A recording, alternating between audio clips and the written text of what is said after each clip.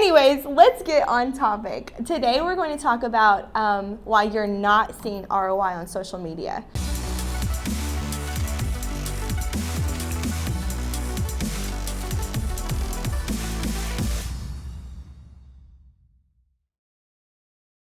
So I'm sure you hear this all the time. You know, people know they need to be on social media, but they're not sure why they're not seeing return. Yeah, a lot of people don't see the value in it Exactly. sometimes. And there is value in it if you can do it the right way. Exactly. But we're just kind of go over and cover like why you might not be receiving ROI from your social media. So the first one we want to talk about is social media is not supporting your business goals. So it's really just a check the box kind of thing, social media ends up being, and it's not supporting your business strategy.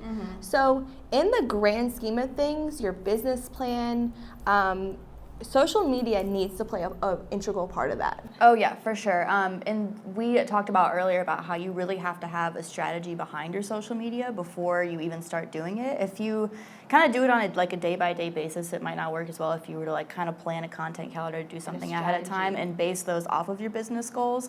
And that's where it's going to get you far. Exactly. And that's a perfect segue to talk about how people have unreal expectations for social media in their business. So the role of social media should be just to amplify what you're doing. So it's an ingredient, not an entree.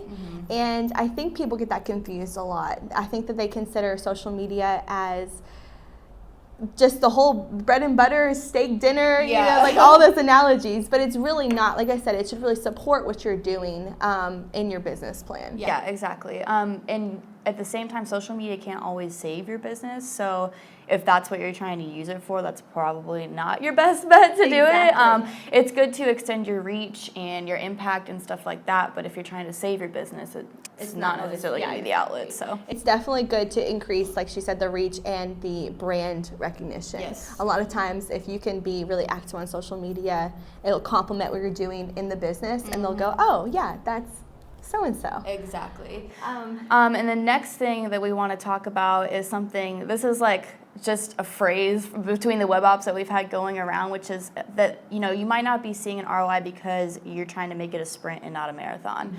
Social media is one of those things that's going to take time. It's a lot of trial and error, and it's going to take some time to see results, so don't expect anything like immediately. It's not immediate. It really is a marathon. It could take months to see results. And it really goes to our next point of being consistent. So you should have, you know, posting frequency, a consistent voice across your platforms. You know, so if multiple people are managing your page, your business page or profiles, make sure that they're all consistent with, you know, their humor and their tonality and all those things, because all those things really, really do matter. Yeah, a lot of people think that it's an issue sometimes if you have multiple people managing the page, and that's not necessarily the case. Like, you can have a lot of people managing the page, just make sure that everyone kind of sounds the same and you're posting at similar times, because it's very easy to see when the voice is not clear. You have multiple people posting like different things, and if everyone doesn't also know the business goals and like is on the same page with that, then there's going to be a lot of, I guess, disconnect. With I couldn't agree more. And it's something else that I want to mention with consistency is if what your voice on social media is not matching the brand of your business, is also odd. So if you're really serious in person and then you're just cutting up like all the time on social media, it does not match. So you've got to have that. Let's say you're playful and, you know, at your real business in person, be playful on social media as well. So just keep that in mind. That's definitely true.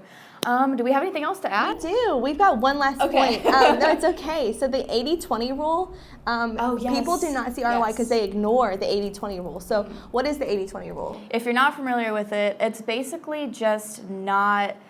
It's talking to people like they're your friend and really thinking about the customer's needs and wants versus really like being businessy and trying to sell your business all the time. So like 80% of the time you should be thinking about what your customer's needs and wants are and catering to them in conversation instead of just sell all the time. Yeah, so that 20% would be selling. Yeah, exactly. And that 80%, like she said, would just be serving people and how you can raise other people up and telling them people about your business. That's fine. You can talk about your business. Yeah. Just don't be selling like all the time. I think that's a huge, huge thing. And Make it relatable. Yeah, just another thing is, people are always passionate about their business. Like, we get it. You're passionate about your business, and you should be passionate about your business.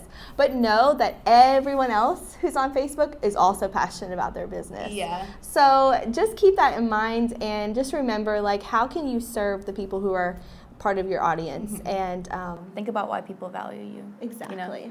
I think that's it. That's it too. Thank you guys so much for joining us for episode 32. Yes.